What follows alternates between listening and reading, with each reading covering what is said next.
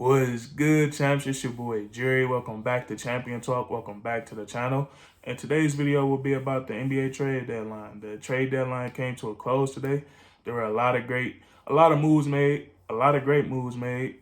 And like I say, man, the NBA trade deadline is one of the most exciting times of the season because you never know what's gonna happen, man. You're just sitting on Twitter, waiting for ESPN, send you those Woj bombs. There were a few of them today. So in this video, we're going to talk about them and we're going to we just going to basically recap the trade deadline, man. So stay tuned, give this video a like, and enjoy, man. J Squad.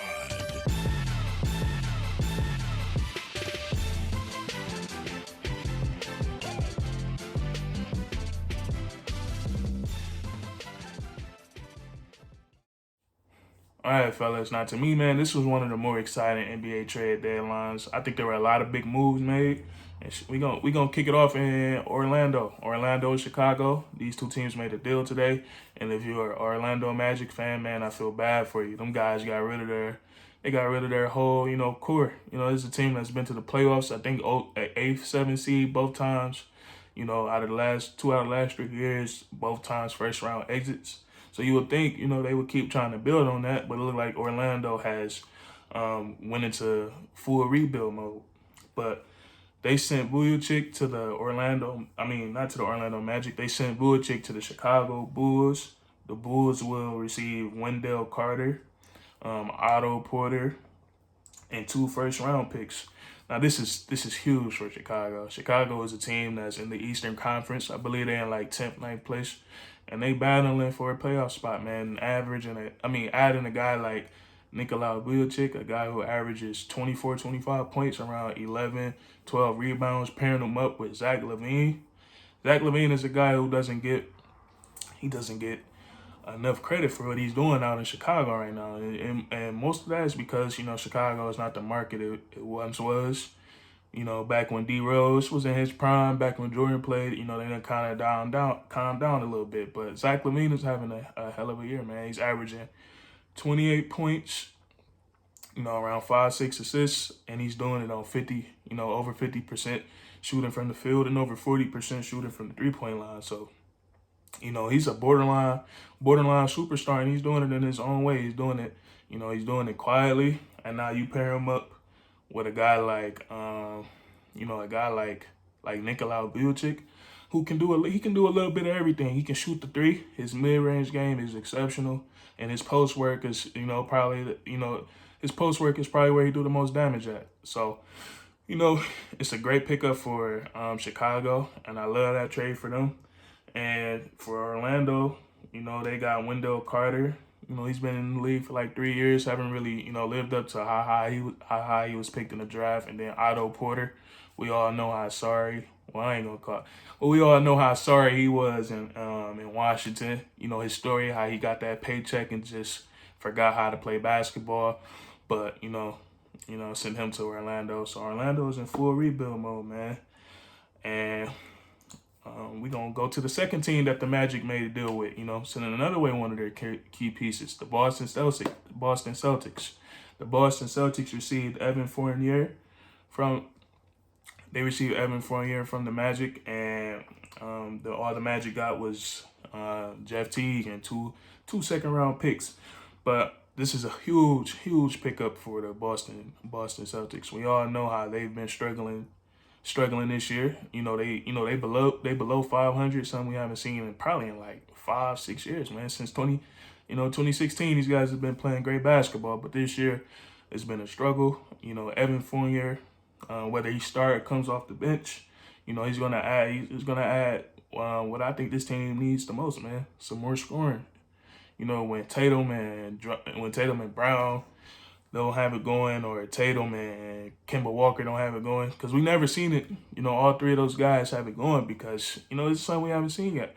So when them guys are having a good night, adding Evan Fournier, whether he come off the bench or he start, it's going to be huge, man. It's a guy who can, he can score, he can shoot the 3, do a little bit of everything on offense. He's not the best defender. But he's a smart guy. He tries on defense. So. It's a great pickup for Boston. I think that's what they need, man. Another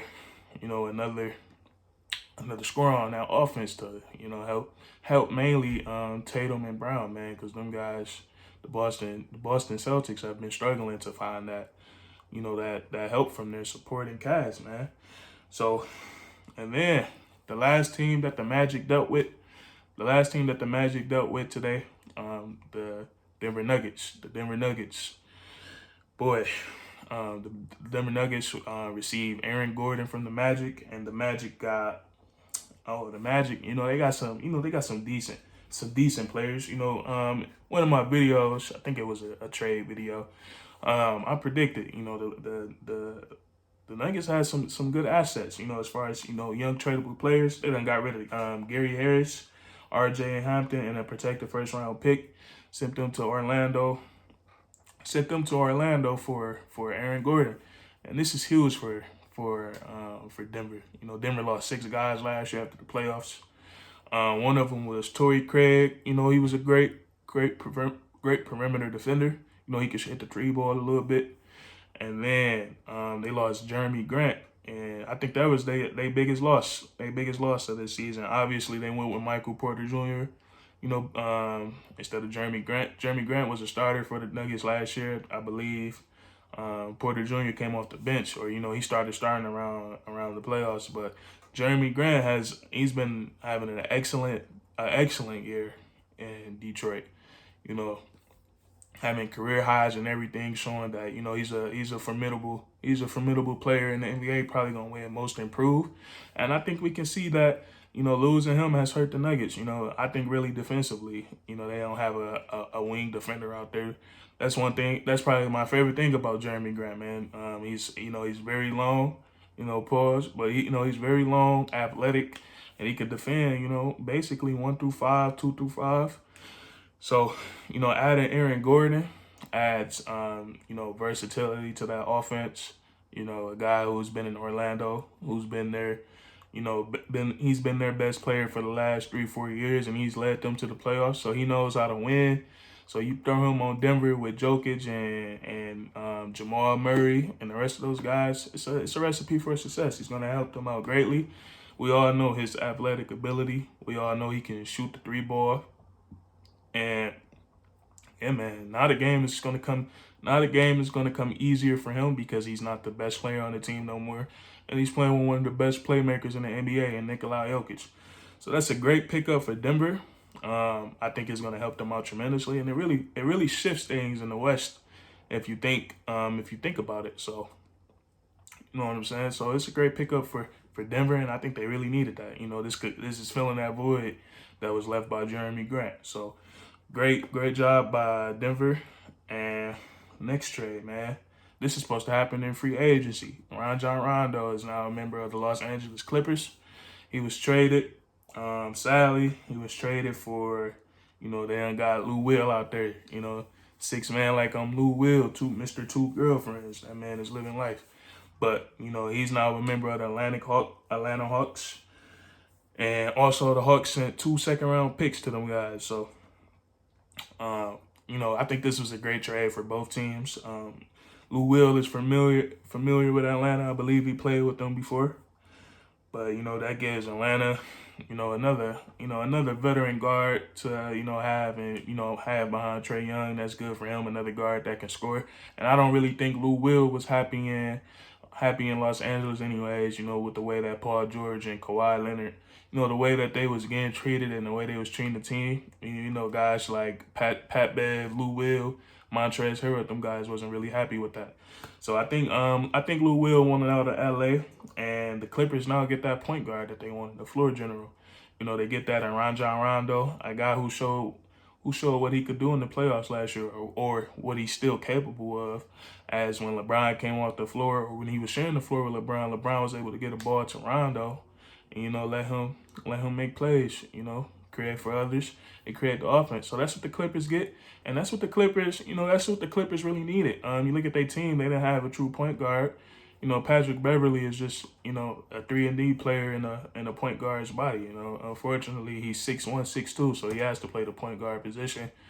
And we all know Pat Bev is not no floor general. So You know what I'm saying? So it was great. I think it was a great trade for both teams. And Rondo is probably going to help the Clippers out tremendously. So, great pickup for them. And then lastly, man, this is one of my favorites. And before we get to the last one, man, if you enjoyed this video, leave a like, comment down below what you think of these trades, and subscribe to the channel, man. We upload weekly content. And hey, man, we consistent, man. You'll never miss nothing. So, but anyways, this last trade, the Miami Heat traded for Victor Oladipo. They got Victor Oladipo from the Rockets, and the Rockets basically got they dealt them away for nothing. So the Rockets sent the Heat sent Avery Bradley, Kelly Olynyk, and a 2022 draft swap for Victor Oladipo. Now this is a great pickup for the Miami Heat. Not only do they get a former, all-star player, or still an all-star player. He's been dealing with injury for about a year and a half, 2 years. So they get that in Victor Oladipo. This is a guy that can play both ways. He done led Indiana to the playoffs a few times, and he's a scorer. He can shoot the ball. He can handle it. He can finish. And he got mid range. He got it all. And this is great for Miami, because they kind of get like a trial run with Oladipo. He's in the final year of his contract, and they can see if he's gonna be healthy.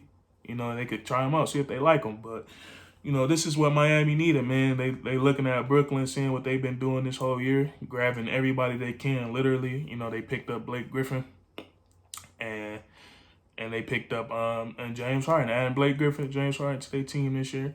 So, the Miami, they're looking at it like, we got to get all the firepower we can get for those guys. And adding a guy like Oladipo, a guy that loves to play defense, can do it all on offense. And I think he'll fit right in with that Miami locker room, man. So, and that's it, man. That's how your NBA trade deadline went. It was a very good one to me.